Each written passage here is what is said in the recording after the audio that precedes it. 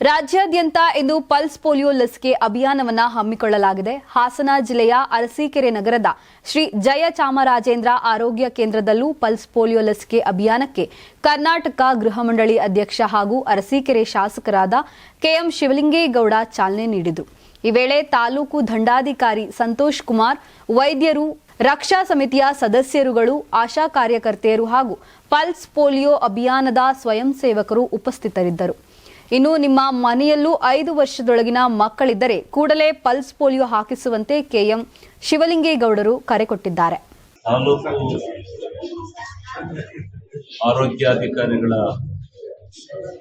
ತಾಲೂಕು ಜಿಲ್ಲಾಧಿಕಾರಿಗಳ ತಾಲೂಕಿನ ಆಡಳಿತದ ನೇತೃತ್ವದಲ್ಲಿ ಇವತ್ತು ಪಲ್ಸ್ ಪೋಲಿಯೋ ಕಾರ್ಯಕ್ರಮವನ್ನು ಹಮ್ಮಿಕೊಂಡಿದ್ದು, ಪಲ್ಸ್ ಪೋಲಿಯೋ ಕಾರ್ಯಕ್ರಮ ನಮ್ಮ ಅರಸೀಕೆರೆ ತಾಲೂಕಿನಲ್ಲಿ ಸುಮಾರು 5 ವರ್ಷಕ್ಕಿಂತ ಒಳಪಟ್ಟಿದೆ. 17,562 ಮಕ್ಕಳಿದ್ದಾವೆ.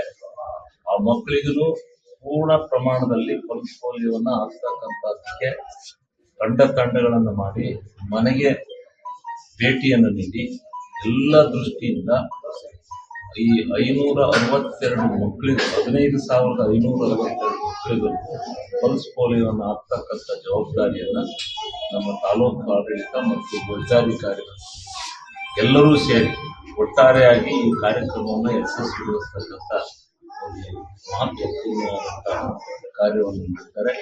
ಈಗಾಗಲೇ ಭಾರತ ಪಲ್ಸ್ ಪೋಲಿಯೋ ಮುಕ್ತ ದೇಶ ಆಗಿದ್ರೂ ಕೂಡ ಮುನ್ನೆಚ್ಚರಿಕೆಯಾಗಿ ಈ ಒಂದು ಕಾರ್ಯಕ್ರಮವನ್ನು ದೇಶಾದ್ಯಂತ ಮಾಡಬೇಕು ಅಂತಕ್ಕಂಥ ನಿರ್ಣಯವನ್ನು ತೆಗೆದುಕೊಂಡಿದ್ದ ಮೇರೆಗೆ ಇವತ್ತು ಈ ಕಾರ್ಯಕ್ರಮವನ್ನು ಇಲ್ಲಿ ಆಯೋಜನೆ ಮಾಡಿದ್ದಾರೆ.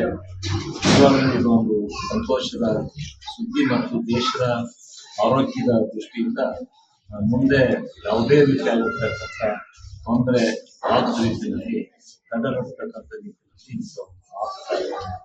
ಮಾಡಿರ್ತಕ್ಕಂಥ ವೈದ್ಯಾಧಿಕಾರಿಗಳಿಗೆ, ತಾಲೂಕು ಆಡಳಿತದ ಮುಖ್ಯಸ್ಥರಿಗೆ, ನಮ್ಮೆಲ್ಲರಿಗೆ ಅನಂತ ಧನ್ಯವಾದ ಸಲ್ಲಿಸಿ ಈ ಕಾರ್ಯಕ್ರಮ ಯಶಸ್ವಿಯಾಗುತ್ತೆ ಶುಭವನ್ನು ಕೋರಿ. ಯಾರಾಗ್ತಾರೆ ಎಂಎಲ್ಎ ಅಭ್ಯರ್ಥಿ 2028 ಶೀಘ್ರದಲ್ಲೇ. ಪ್ರತಿದಿನ ಒಂದೊಂದು ಕ್ಷೇತ್ರದ ಟಿಕೆಟ್ ಆಕಾಂಕ್ಷಿಗಳ ಸಂಪೂರ್ಣ ಮಾಹಿತಿ ಪೊಲಿಟಿಕಲ್ ಜರ್ನಲಿಸ್ಟ್ ಕೆಎಂ ಶಿವಕುಮಾರ್ ಅವರಿಂದ. ಕರ್ನಾಟಕದ ನಂಬರ್ 1 ಡಿಜಿಟಲ್ ಮೀಡಿಯಾ ನಿಮ್ಮ ನೆಚ್ಚಿನ ಕರ್ನಾಟಕ ಟಿವಿಯಲ್ಲಿ ಮಾತ್ರ.